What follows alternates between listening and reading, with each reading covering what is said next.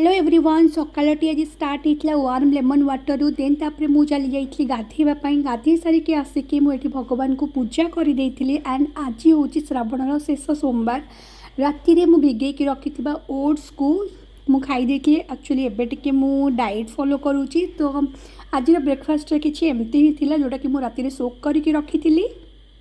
breakfast कर सारा पर मुझे रेडी होकर बाहर जाइए ऑफिस देन ऑफिस बाटरे मोर जेहेतु गोटे मंदिर पड़ुछि एंड आज हूँ श्रावणर शेष सोमवार तो मुझे भाई मंदिर जावाई ये भगवान को दर्शन कली ये दीप लगेली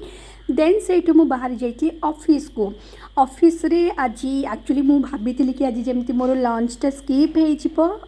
तो मुझे जानवा पाइली ऑफिस रे कि आज आमर विदाउट ओनियन गार्लिक फूड बना हो एंड ये मु मोर कम करवा स्टार्ट कर देती देन तापर मु ब्लैक कॉफ़ी पी थी एंड आज लंच रे किसी एमती थी भात डालमा आलू चोखा देन बड़ी चूरा दही बैगन देन ऑफिस रे काम खत्म कर सारा पर मु बाहर जाइए घर को आसवा बाटर कि वर्षा होता एंड आमर ऑफिस एम्प्लॉई जनकर माँ डेथ कर जाइए तो सही भोजी थी एंड से भी मत जेहतु विदाउट ओनियन गार्लिक मु भोजी खाई देती एंड किसी एमती थी खाइबारे